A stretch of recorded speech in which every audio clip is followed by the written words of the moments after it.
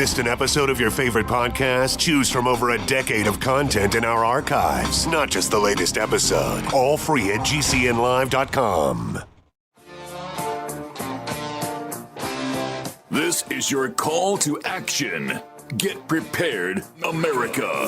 Economy, survival, energy, disasters. This is USAPrepares.com. Informative radio, educational radio. Interact now by emailing instructor@USAPrepares.com or text at 434-390-7953. Class, please take your seats.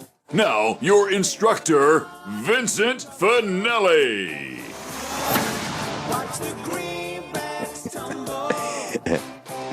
Everyone all set?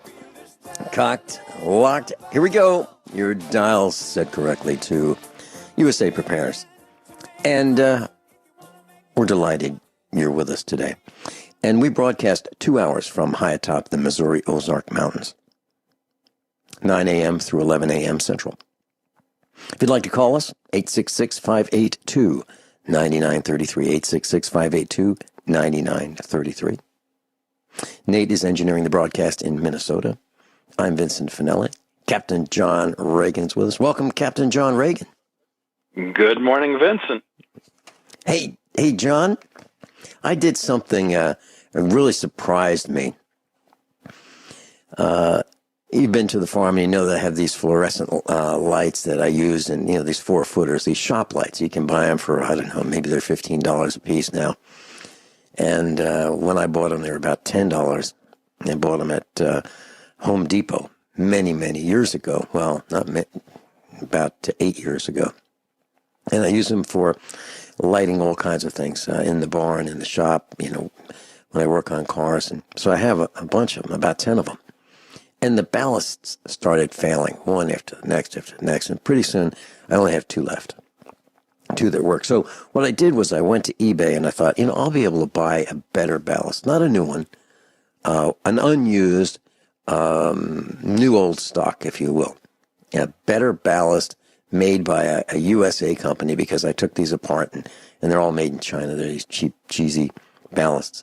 So I found some made by General Electric that were a lot of them, meaning more than one. I think I got about 6 or 8 of them. And they were old stock. I thought, this is great. And I looked to see, are they made in China? Couldn't find anything that said made in China, looking at all the pictures.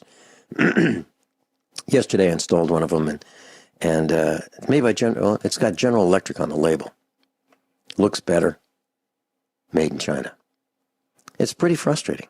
It's kind of hard to buy something that is in the electronic aisle that's not made in China, John. It's really frustrating. And our landfills are becoming filled with all this Chinese junk and that we throw away because it's not good enough to keep. It's not good enough to have around. There's no salvage value in it. So we throw them out individually. They're filling up our landfills. The Chinese have our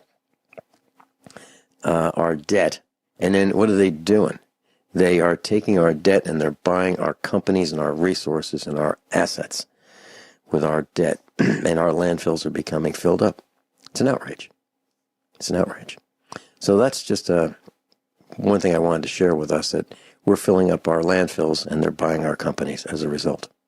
And our land and our businesses and our real estate and our timber, and it goes on and on and on, and our resources. What do you think? Well, we may not have to worry about that much longer, the way things are going with Russia. I don't think I've seen anything like this since the Cuban Missile Crisis. Mm-hmm. Mm-hmm. And good luck on finding information about it in the mainstream media. That's another thing. The mainstream media. I met a guy over the weekend. He's a farmer. He's 66 years old. And I was talking to him because he's selling his farm equipment. And he's selling it because it's absolutely positively impossible for him with, I think he had about 400 or more acres. And he can't make a go of it can't make it go financially with raising cows. And so he had some old equipment. He had a piece of, relatively nice, one piece of new equipment. But all of his equipment was, except for this one piece of a new baler that he had, relatively new, maybe 10 years old. Everything else was really old, from the 70s. And so it's not like he wasted money, buying new equipment from the dealers and then finding out that he couldn't pay for it. He was very thrifty, very thrifty. So thrifty that he does what we do. He takes used engine oil and he keeps it in jugs after he drains the crankcase, and then uses that in his lubricating guns for oiling. Like if he wants to oil chains and parts, he uses this used oil that's settled for months and months and months, just like we do. So it's not wasting money, but he can't make a go of it. And so we were talking, and he said, no, he doesn't use the internet at all. And so I said, so who are you going to vote for? He said, Hillary. Probably Hillary. And I thought, how's that possible? With all the things that are going on, all the things that we're discussing, how is it possible that anybody in their right mind would vote for Hillary? Unless they've been, bribed, threatened, coerced somehow, or they're ill-informed. And I'm thinking that, boy, I wonder how many people are like that. Nice guy, wonderful man. It's just not informed. And it's kind of sad. Actually, it's very sad. It's frightening that people would. How could anybody be swayed? Just watching her, even on the big screen, watching her fake smile, watching her actions, watching her body language. How could anybody be fooled by that? Amazing. Terrifying. What do you think? We used to have Democrats believing that FDR did America a favor. Absolutely. I know one. Yep. And we've been sold out by these politicians for a very long time. And then the current media is saying, the nerve of Donald Trump, the nerve of him saying that he will not abide by the reported election or selection results. He'll let us all know at that time whether he's going to abide by it. We have a history. Our country has a history of not agreeing with election results or selection results. So why would we start now? But the mainstream media is acting like it's a sacrilege to not agree with the selection reported results, right? It's funny, the Democrats didn't agree with the results in 2000, and the media was full for that. Right. So I was in the shower this morning, and the water's, low volume, high pressure, and there's this white noise, this shh kind of a sound, and I'm able to think, without distractions. And so I was thinking about the mainstream media and how we have been lied to. So we get a guy like Tom Brokaw or Dan Rather, or one of those guys in front of us, and we think everything's okay because, they're going to tell us the truth. I'm not convinced of any of that anymore. I'm convinced that there's an agenda, there's manipulation, there's deception, there's obfuscation. They're confusing us on purpose, and they're doing it. They're doing the bidding of corporations. So I don't believe anything I see on television. And then there's another component to this, John, and that is, there's the mainstream media, the dinosaur media, and then there's, the alternative media. That'd be guys like us. And I have a feeling, and we've been talking about this for many, many years. We talked about the meetups many times. We talked about there'll be a time when it'll be every man and woman for him, himself or herself, as the dollars become more scarce, as jobs become more scarce, as people become more hungry. And we're starting to see more of that every day. I'm talking about lying to sell things. I was watching a YouTube video. Mercedes Source is the channel. The guy's great. His name is Kent. And he talks about how to repair a Mercedes. He does an excellent job talking about and showing how to fix Mercedes. And he talked about he has a series, 10 a 10 video series on how to buy a 10 to 15-year-old Mercedes. And one of the themes that keeps coming up is that when you go to Craigslist and you talk to someone, they lie. They lie to you. The pictures don't represent what they're actually selling, and the words that they use are used to mislead you, thinking that. So you go out and look at this because they figure if you're going out to look at the vehicle that or the piece of equipment that once they get you there, they're going to sell it to you. So they've got to convince you to show up. So they mislead you, and he's talking about that. And is it true? Have I found that? Absolutely true. It's absolutely true. People lie. They forget. You ask them about rust. Oh, no, there's no rust. Until you get there. Then there's plenty of rust. How could you miss the rust? Does it leak? Oh, no, it doesn't have any leaks. Really? What about these 3 puddles underneath the vehicle? Has it been an accident? Just a little fender bender. And you realize that, no, it's been way, way more than that. How's the glass? Glass is pretty good. Is that a broken window I see in that picture on the third picture is that a broken window? Oh, yeah, that's just that's a small window. I thought you said the glass was okay. Well, it is. You just reminded me. Yeah, it does have a broken window. Those kind of things. And typically when you're looking for a piece of equipment, it's easily 1 hour each way. And if it's farm equipment, it's bringing a trailer with a heavy truck 1 hour each way. That's minimum. But that's not typical for me. Typical for me is driving 1,000 miles each way. And I'm sick of it. I'm sick of the lies. I'm sick of the deception. And I'm seeing more of it every day. And I don't like it. And that's where our country's gone. Because we have people at the top who practice until they get it perfect how to lie. What do you think? I don't think Hillary has to practice at all. I think it comes naturally. Well, I'm talking about the people trying to catch up to her. She's an intergalactic disgrace. She's right up there with Barry. Gosh, I can't stand to look at her. I can't stand to hear her voice. I can't believe a word she says. How can by the way, during the alleged debates, Donald Trump talked about her lying.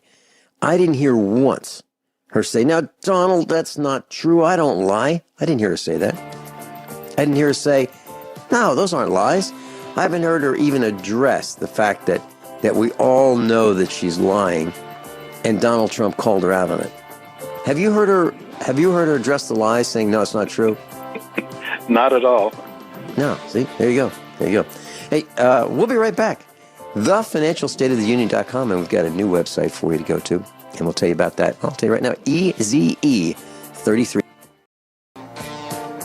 Captain John Ragan's with us, and John, we're at your new website, EZE33.org. Where would you like to begin? Or do you have some comments for us? Well, some comments. One, I've got the conference pricing on my products that I'm keeping through November 7th to give everybody a chance to jump into those prices. I do have a limited number of signed books that's being offered in combination with the USB thumb drive for $50. The drive itself is,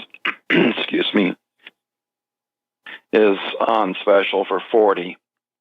And I would say just the 2 hours of the Unprepared Prepper, which is part 4 of the Cost of Ignoring God video series on the sick, is worth it all by itself. What I'm working on doing is trying to get the financial State of the Union more back to the objective financial picture that it started out being, and everything else that we've added since, moved that more under the ministry website there. Plus, EZE33.org is a whole lot shorter and easier to type in. Stands for Ezekiel 33, which starts out talking about the physical watchman on the wall. And when you go to that site, it'll have the news tab there, so you can just click on that and you'll get quickly to where the articles are that we're talking about.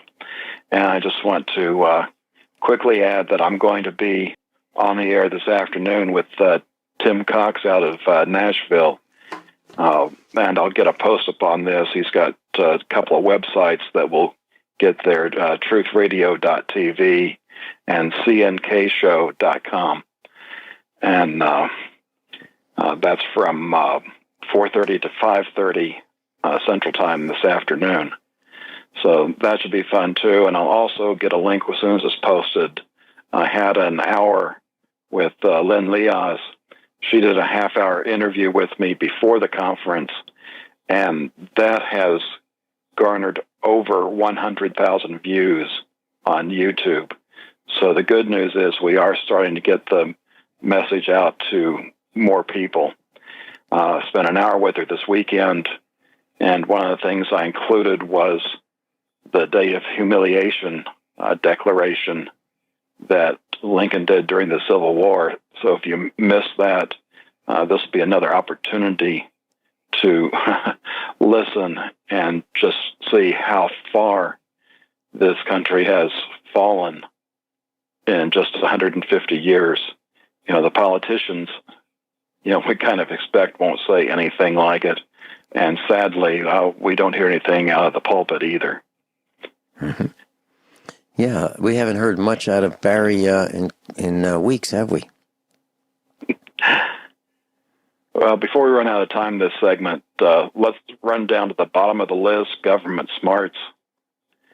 And when I lived in Houston, which left there in 99, so it's been a while, Sheila Jackson Lee was my non-representative in Congress. And it's kind of embarrassing. Back when we had the first Mars rover, she was out at the JPL lab and was asking, how far is that from the Apollo landing site? And from what I understand, the people there managed to not laugh, but she doesn't even know the difference between the moon and Mars. So she's upset about all these leaked emails. So she denounces Wikipedia for the leaks when, in fact, it was WikiLeaks. You know, what can you do? This is among the best and brightest that the Democrat Party has to offer. And I'm looking at her picture, and she has this flower on her shoulder. I think it's a flower. It's this lime green looking thing. This thing is 2/3 the size of her head. I mean, who wears a flower that big? I'm talking about this flower is the size of a small baseball mitt. Oh, boy. I guess I shouldn't say things about the way people dress and the way they look, but boy, it's hard not to. Captain John Ragan's with us. We'll be back right after these bottom of the hour commercial announcements. Captain John Ragan's with us. You know, John, I was talking with Miles this morning, and we were talking about what he mentioned to us about a week ago. And that was that interest rates for saving will be falling, and inflation will be rising. And over the weekend, I read an article confirming that in the mainstream. So, it's happening. It's happening. We knew it would happen. We said it would happen, and here it is. And I'm noticing the price of everything seems to be increasing, and it's getting tougher and tougher for everybody except the masters.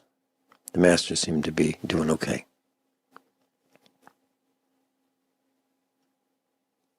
Yeah, and we'll cover some of the financial news very quickly. Mm-hmm. To end the government smart section. You know, we've been watching the destruction of Europe with the Muslim invasion, and it's gone to an insane level, and I really believe we are witnessing the death of Sweden. And the link I have, it's okay to hate everybody. And Sweden rules that flying the ISIS flag is not a hate crime because the terror group shows contempt for everyone rather than specific groups. Mm-hmm. It just makes you wonder, what are these people thinking? Well, it's not all of them. It's just a few of them that are making decisions for the rest of us.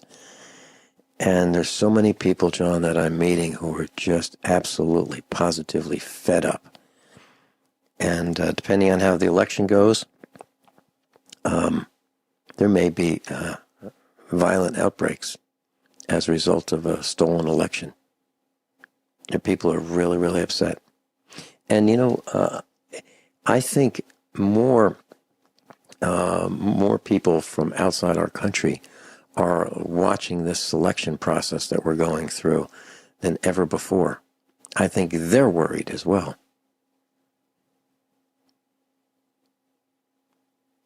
Now, looking at the financial section, there's the other why it can't get better.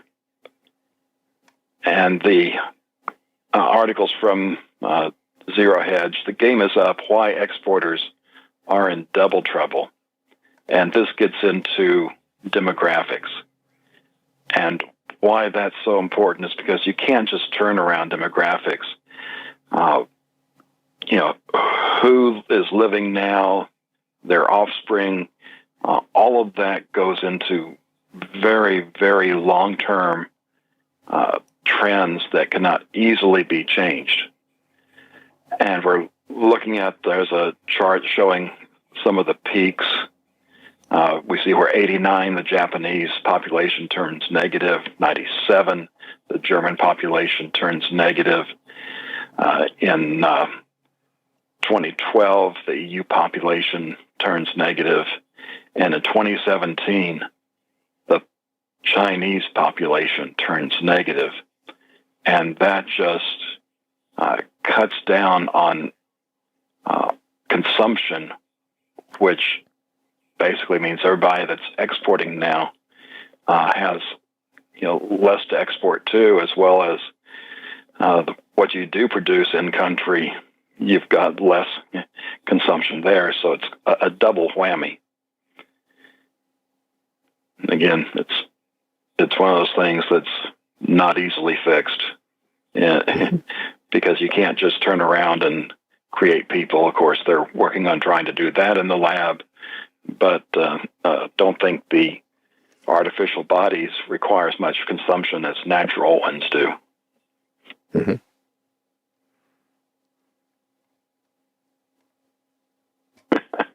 Well, moving on along, freight continues to weaken.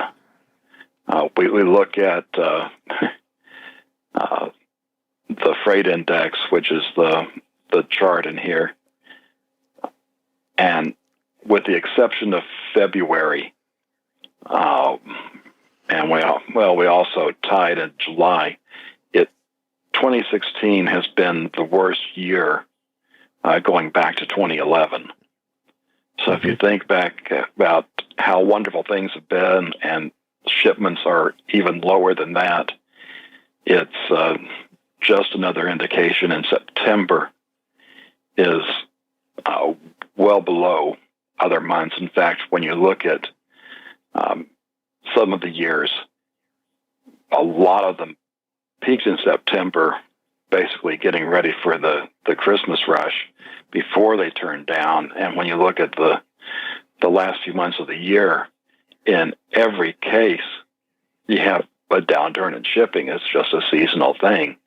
So from where we are now in September, it's going to be interesting to see how low this will go by the end of the year.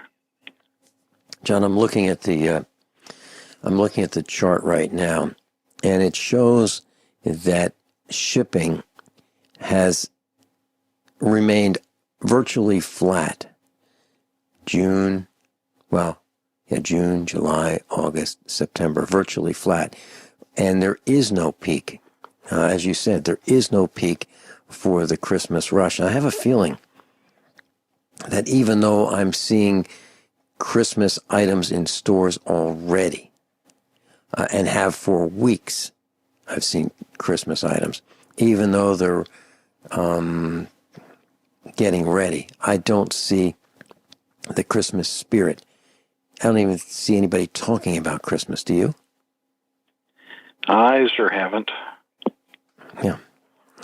I think there's going to be a much more somber mood this Christmas than probably any Christmas in my life. I really feel that way. And I can't explain it. It just doesn't feel right. John, the amount of threats, the amount of bad things that are happening just doesn't make for people to feel good about much at all. It really doesn't. There's so much uncertainty. There's so much debt. There's so much poverty. There's so many people who are hurting. It's hard to feel good about our country, the United States. It really is hard. I see it virtually in everybody I talk to. No one has a positive outlook on where we're headed. No one. Not one person.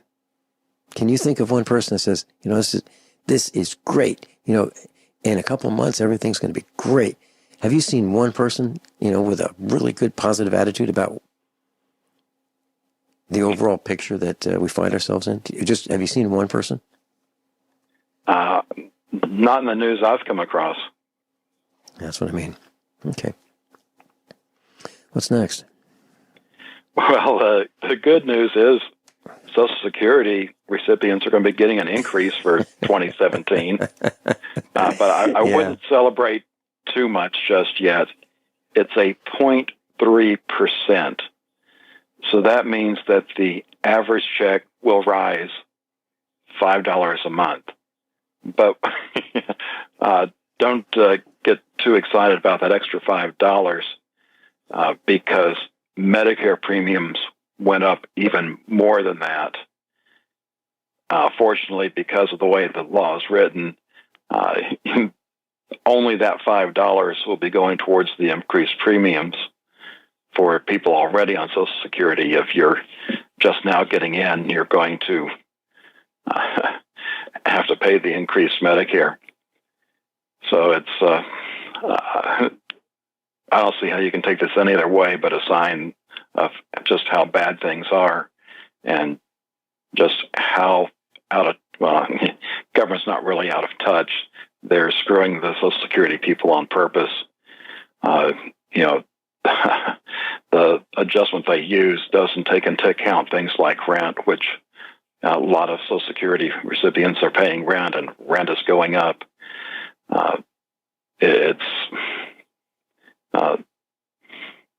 It's just sad to see that we haven't had a rebellion over this, and the Democrats still have so many people in control.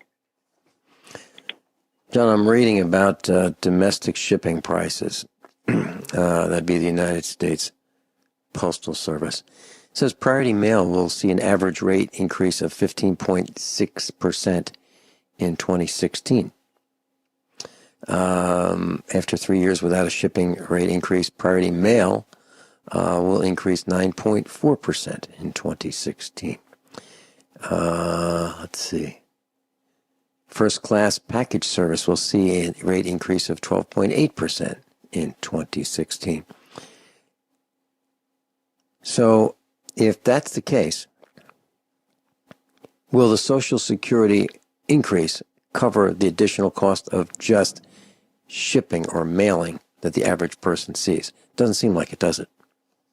No, it doesn't. Mm-hmm. And I just want to say, I don't want it to sound like I'm implying that the Republicans are the answer to our problems, because they're not.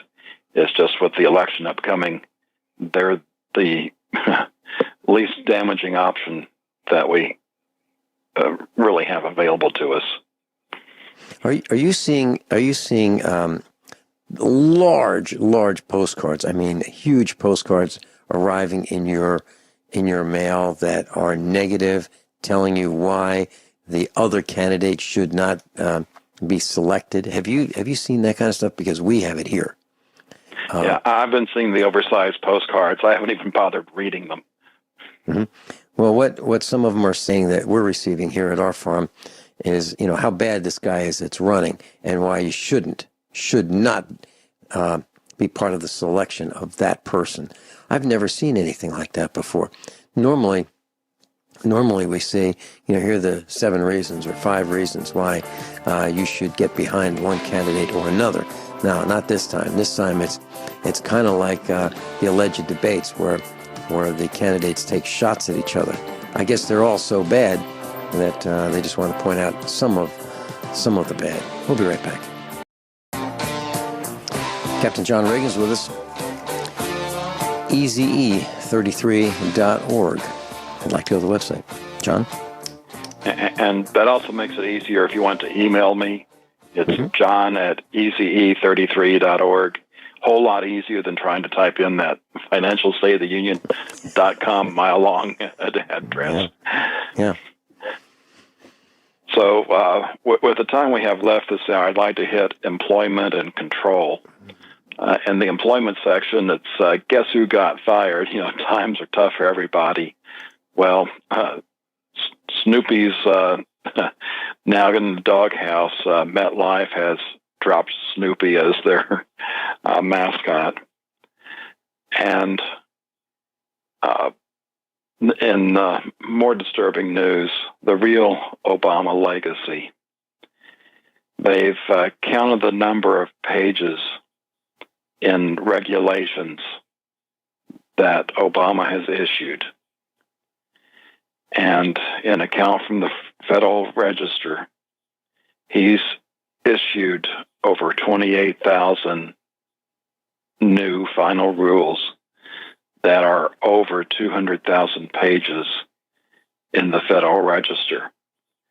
That's the equivalent of 167 Bibles, which average about 1,200 pages each. And that doesn't count what prior presidents have done. And of course, we're expected to know and abide by these regulations. If that doesn't count as tyranny, I don't know what does.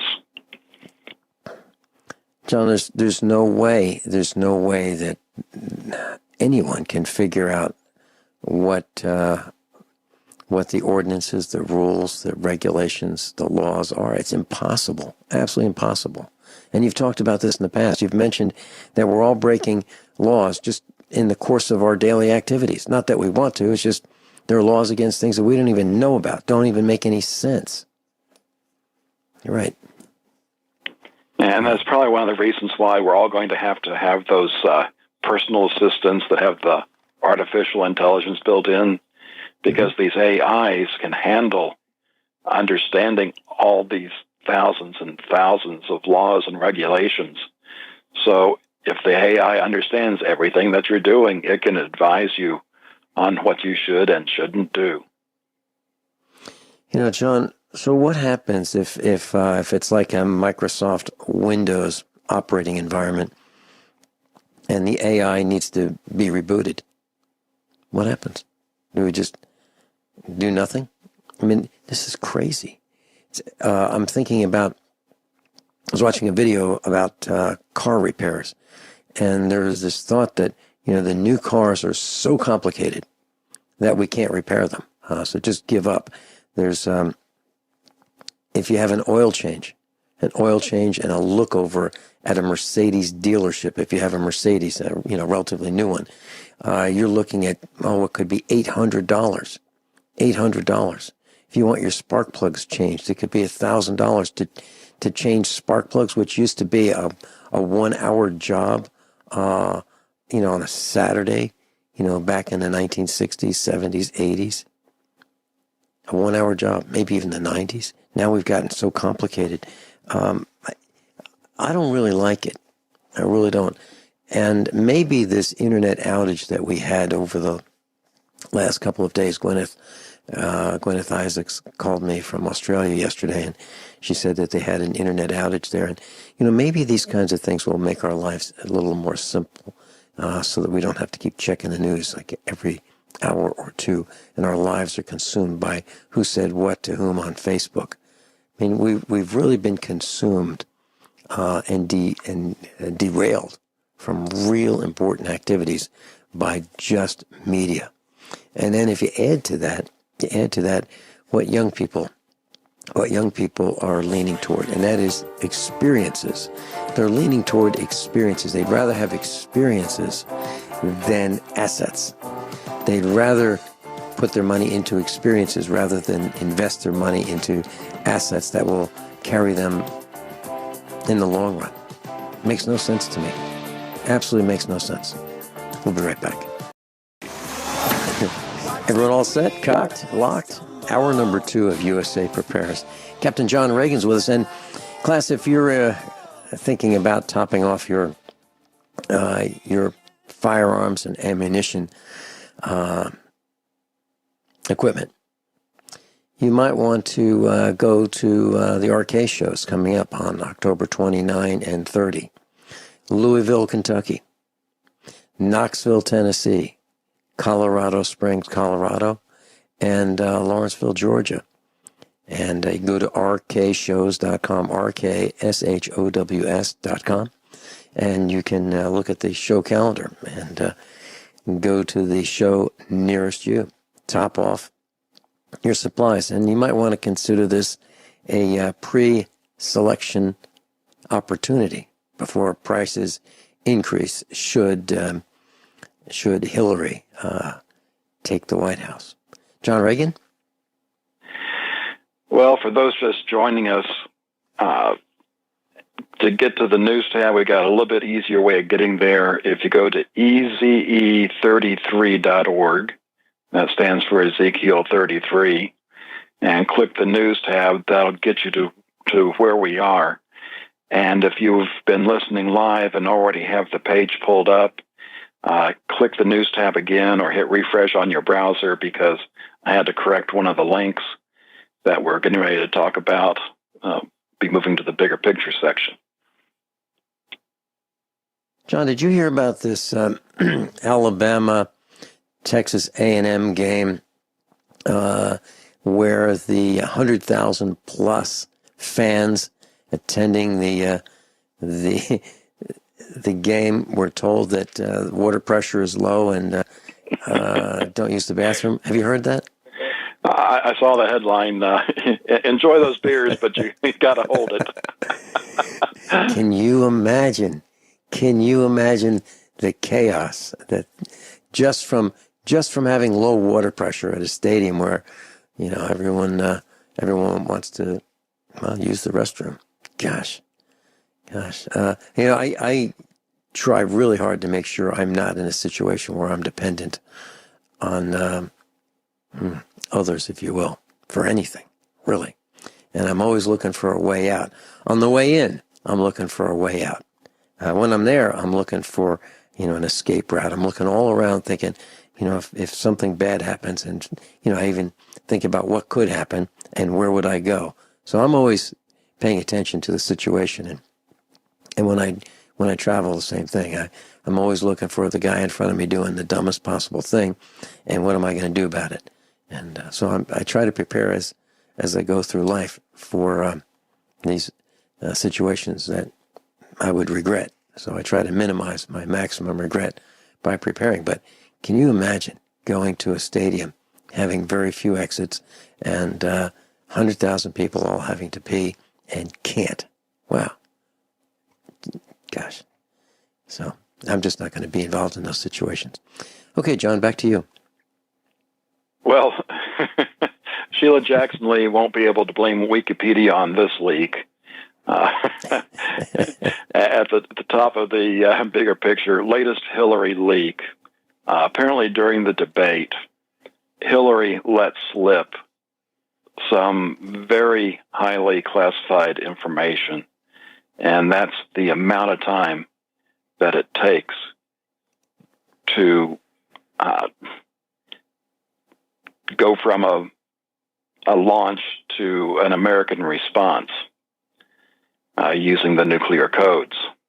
And I got to thinking about it, and no, I didn't even know this. It's a very small number of people. In fact, the list includes the President, the Vice President, the Secretary of State, the Secretary of Defense, the Secretary of Homeland Security, the Attorney General, the Director of National Intelligence, the CIA Director, the Deputy Secretary of State, the Deputy Secretary of Defense, and special personnel designated solely by the President in writing.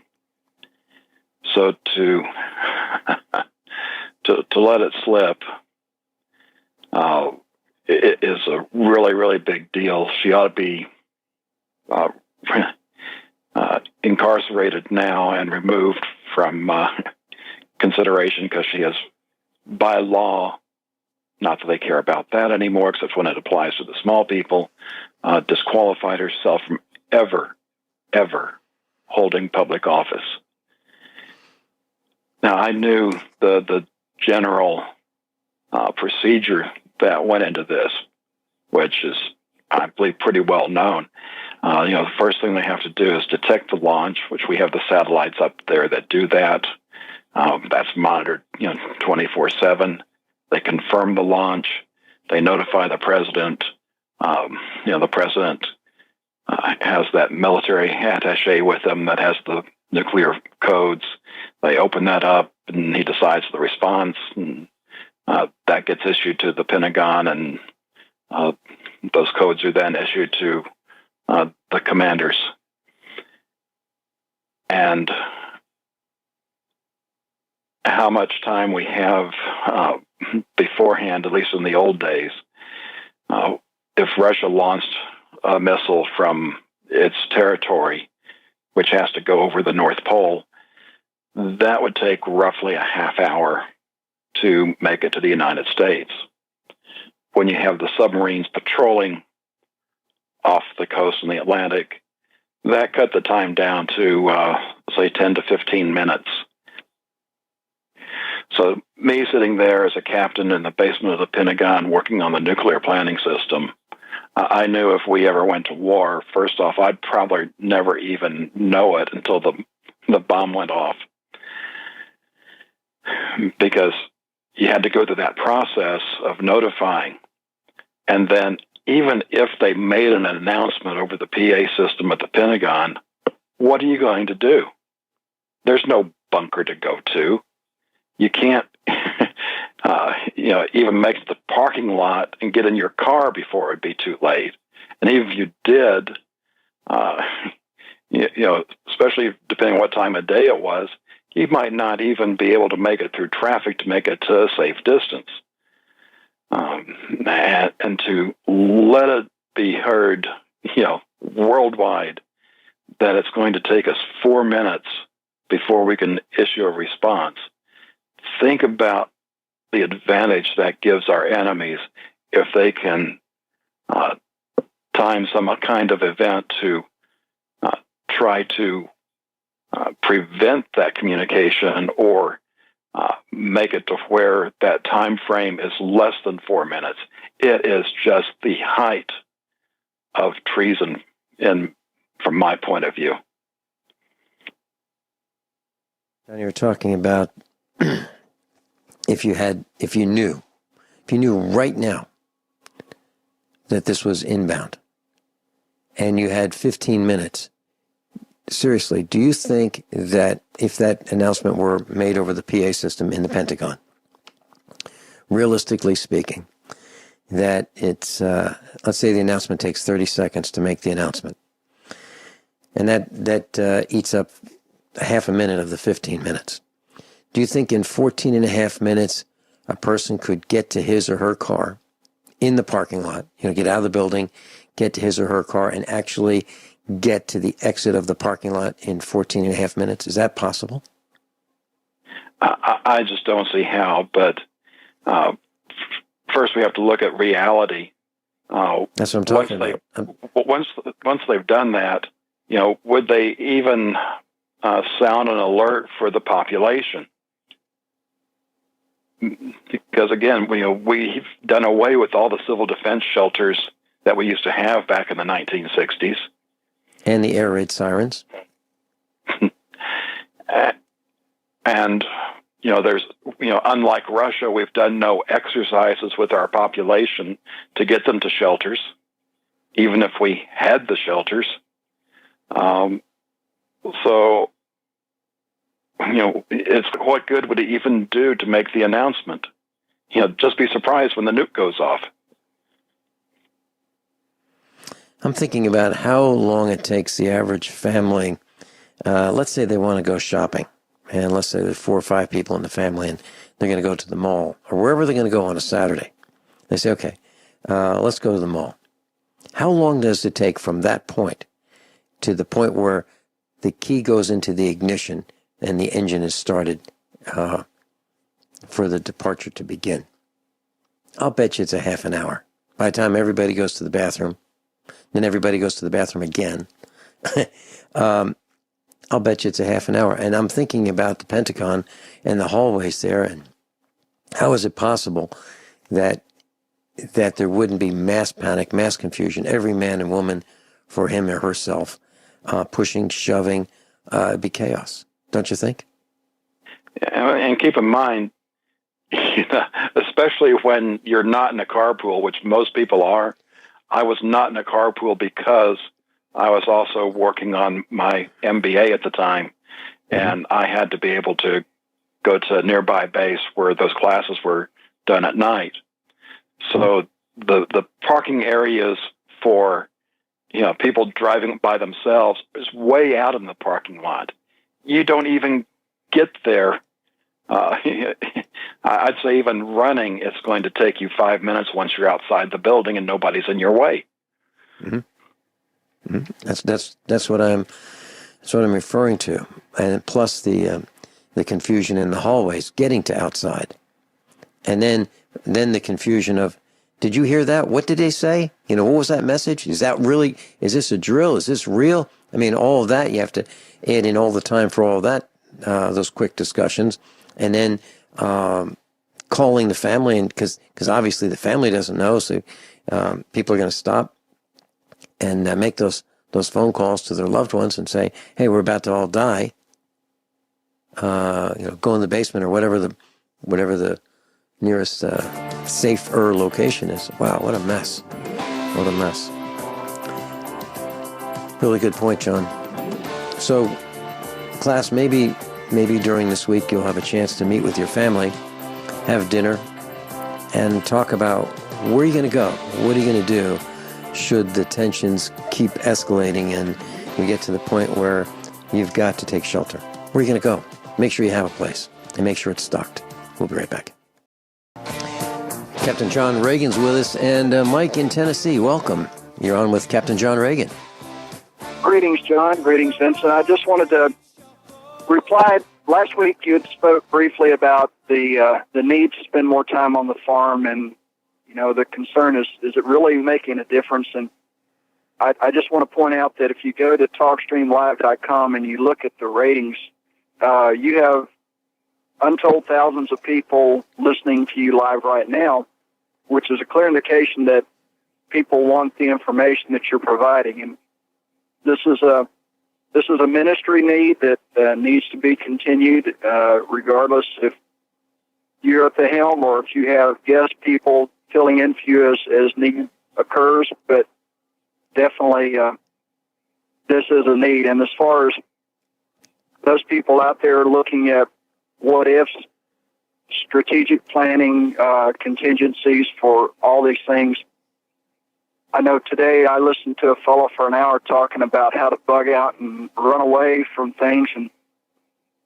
I think that there comes a time where you have to really seriously consider standing your ground and taking a stand, and preventing the never-ending cycle of running and retreating, which never ends well, because you can only have one safe haven effectively, where you put all your resources for the long run. And if you keep putting things here, there, and yonder, they'll be found and they'll be taken.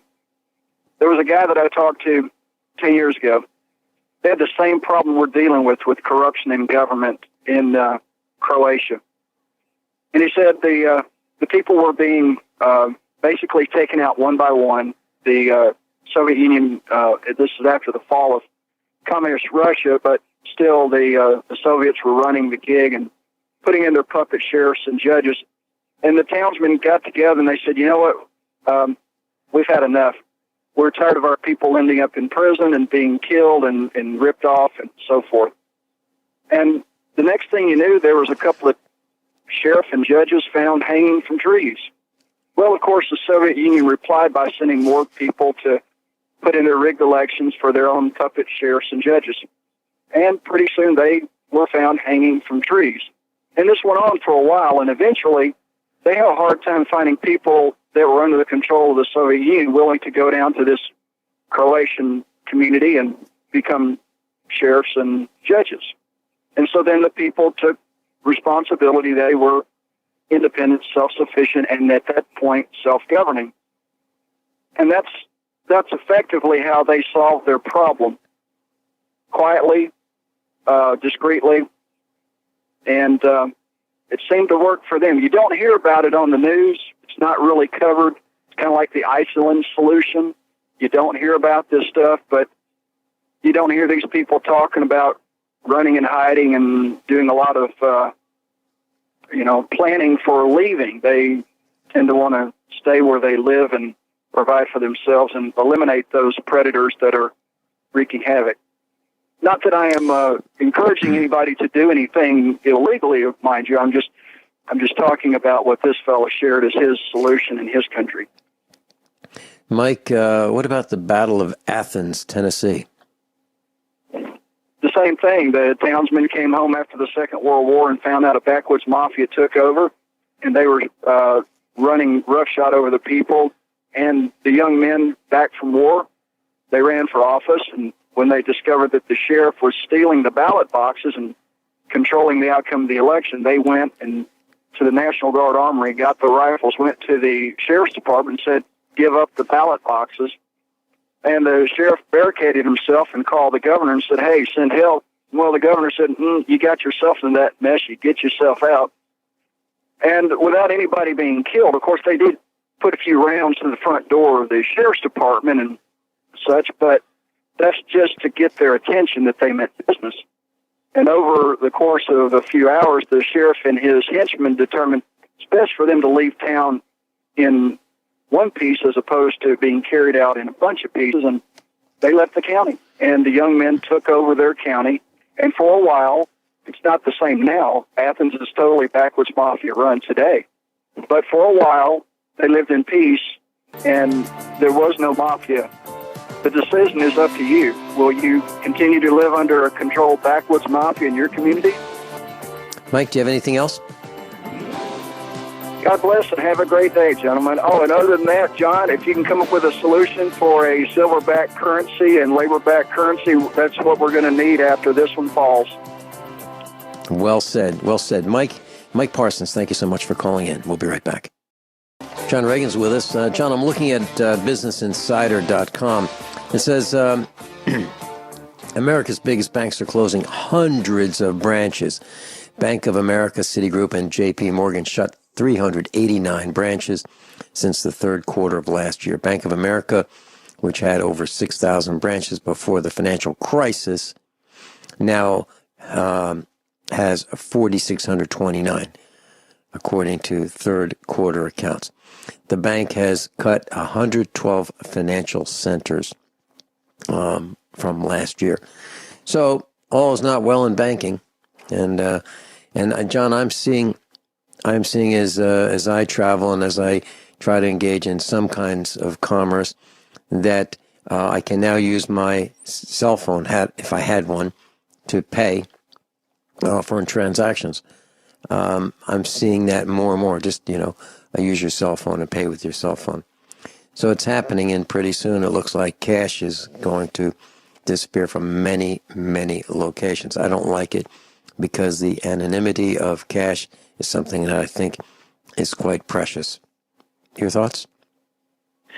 Well, they may even still keep cash around, but once they implement the blockchain, the serial number of the bill will be blockchained and will be read and by a reader as you transfer ownership, either between people or between people in the store, and it's not going to be anonymous once that hits.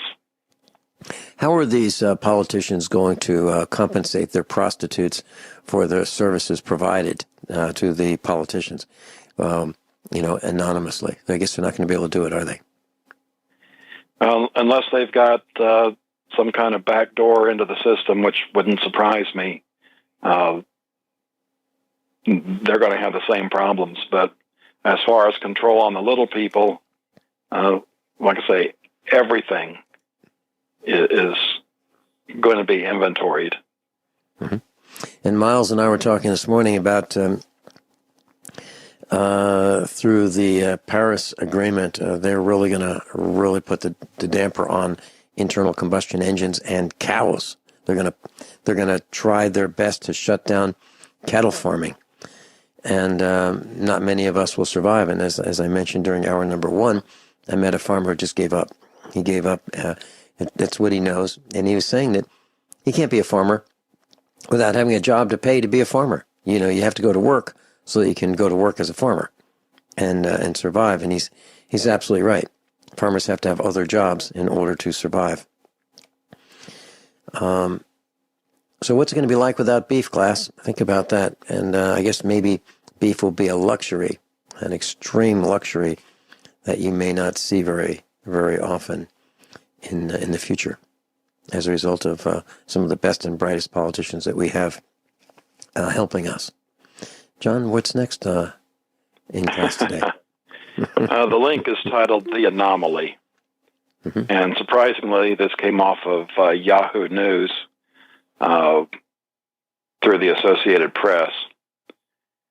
And it's just another indication of the links that Russia's getting ready for going to nuclear war with the United States. And what's happening is, I guess back up a little bit of background. Everybody today, knows about the global positioning system. You probably have it in your cell phone. You might even have a, TomTom or some similar device in your car, tells you where to go. It used to be that this was military use only. In fact, back when I was at the Pentagon, that was the case. Now, I was not in the strategic nuclear planning side of things. I was in the theater nuclear planning side. So I don't have a lot of familiarity with the strategic side to begin with. And I don't know exactly how their guidance systems are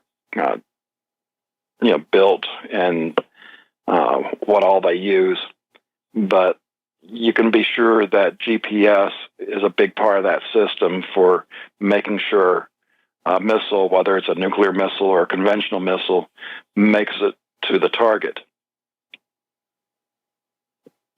Now, the satellites that put out the signal are in various positions in space. And because of the distance, that does make it possible to override those signals with a stronger signal once you get, in that area of Earth that we live. So what's going on near the Kremlin is that people are finding out that their GPS systems are not working the way they're supposed to. This is whether it's, people using it for business purposes or tracking how long they, what kind of distance they run. If they go close to the Kremlin, that that goes haywire. And in some cases, it's showing them to be at an airport that's 18 miles away from the Kremlin. And the report says that this comes and goes, so they don't have this turned on all the time, but it does mean that they're testing it.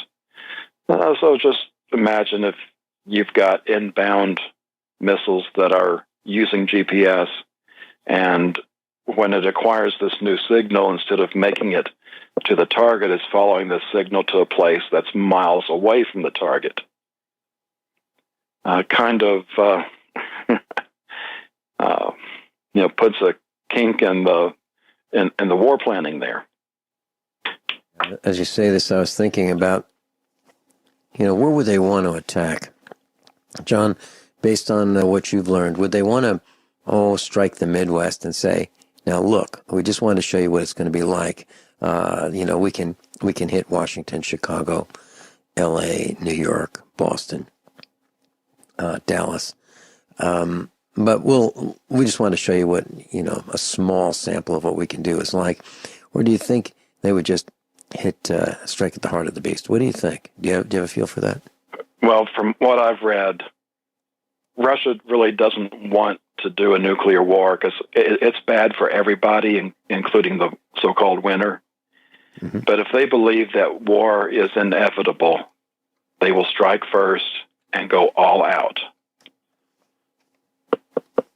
I don't know if they would try to do more of what we think are the traditional nuclear war, where they're actually trying to destroy the targets on the ground, or if they would just do the high-altitude bursts, create the EMP effect that would take down the power grid, and basically, neuter the entire country.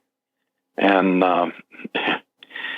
at that point, they don't even have to worry about invading. I kind of hope that they would at least send teams in to take control of the nuclear reactors, because we've covered this with Matt Stein before.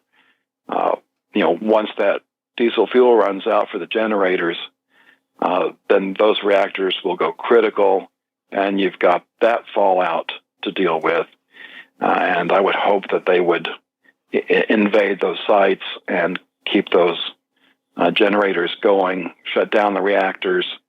And, of course, that whole process is going to take more than a year to cool down. The rods, not only on the reactor, but the spent fuel pools as well. Mm-hmm. So, that's my take. Is if they're going to attack, it's going to be to take everything out, not just a show of force. Yeah. And this is one of the reasons why people that I talk to don't have a positive outlook toward our future. And John, I keep reading stories about young people. The dream is over. The dream about getting that great job and rising through the organization and becoming starting at the bottom and working your way up and actually becoming part of management and staying with that company and having that house in the suburbs. It's over. And young people looking ahead don't see that American dream anymore. It's over, absolutely over. Do you see the same thing, John? Oh, shoot, it's already over for me. My education has essentially done nothing. My master's degrees have not earned me one interview, much less a job. Mm-hmm. Yeah, I'm trying to think. My master's degree did get me into the door for an interview because they had as a minimum qualification, this was back in the 70s, they had a minimum qualification of having a master's degree in business for this one particular job that I had. Other than that, it hasn't done much for me, other than prove that I had the stamina to do it. Other than that, you know what I mean? John, I'm talking about going to work during the day, going to school full-time at night, with a full-time job during the day. Other than proving that I had the stamina, I don't know how much else it did. I learned a few facts. I learned a little bit more how to think. But other than that, it was pretty expensive for what it, from what I benefited from it. Same thing as you, right? And I didn't get my MBA until 87, and by then, things have already started changing in America. Yeah, mine was from 1978. I don't know if I mentioned this, but in order to graduate with a master's degree in business, you had to have a 3.0 grade point average. And I decided that it was a 5-year program. And I decided that I could probably bang this out in a year and a half if I just go to school full time at night. And I knew my grades would suffer. So I graduated with a 3.0000. the absolute minimum that you could graduate with. But I was going for speed, and I wanted to bang this thing out because it was having exams over your head, and then at night, and then having the boss over your head in the morning. It was something that I wanted to get over quickly. We'll be right back. Captain John Ragan's with us. Sam in St. Louis is calling in. Welcome, Sam. Hey, guys. Hey. I'd like to take a shot at this whole EMP discussion. Every once in a while you hear it on the news, and it really makes a splash for a couple weeks or something, and people go ape about it. And it's, after all my years of research in this, there's not very many people, nation states, aggressor states, that are going to attack the United States with an EMP because they don't want to commit suicide. John's right about all the information he's been reading about the active nuclear power plants, as well as the on-site fuel cores that are still in the coolant pools. They're not going to do that because we're going to have a bunch of Fukushimas all over the United States that's going to poison the entire northern hemisphere.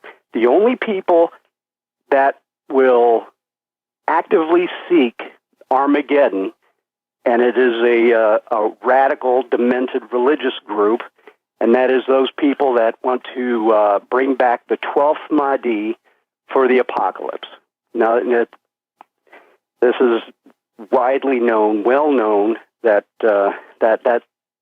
is basically what they want to say. Sometimes that North Koreans are crazy enough to do that, or Iranians don't want to have anything to do with this kind of stuff. They want to go about their business and do what they do.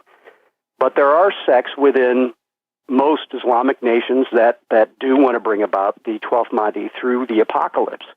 And EMP is one way to go about doing that. What else? The Crescent Carney from the Oak Ridge National Laboratories put out an excellent book called Nuclear War Survival Skills. And you can get that on ki4u.com. And that is Shane Connor's website.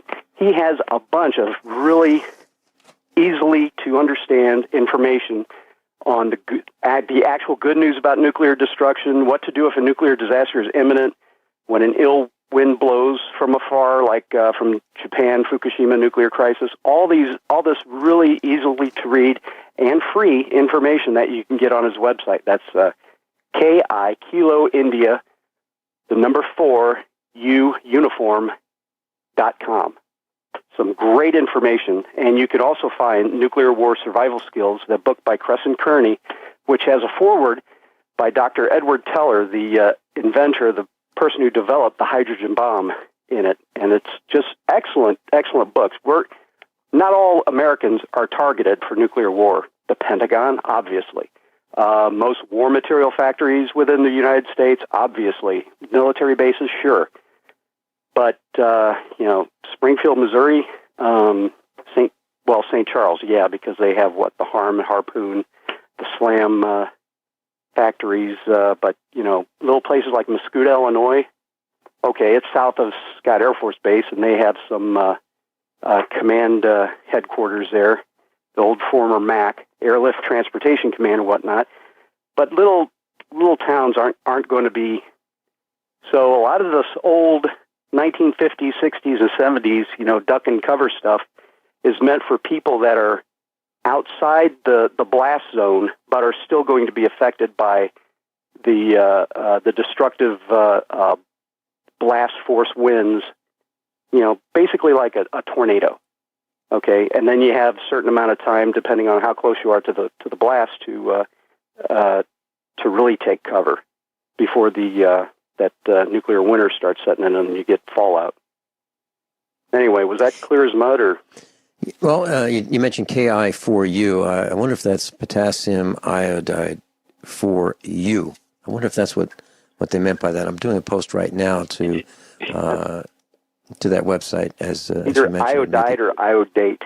Yeah, one of those two, right? I forgot. It's been so long since I've got all this stuff in my head that I've forgotten most of it, so I don't.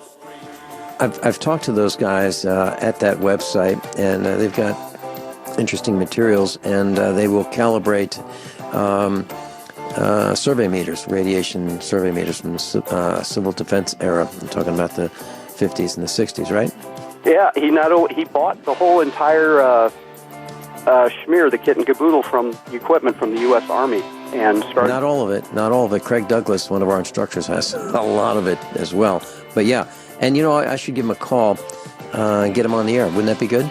Yeah, that's Shane Connor, definitely. Okay, do you have contact information? I just have his website. I haven't been in contact with him for 5 years. I'll do what I can. Hey, okay. Sam, thanks so much for calling in. John Ragan, thank you so much for being with us today.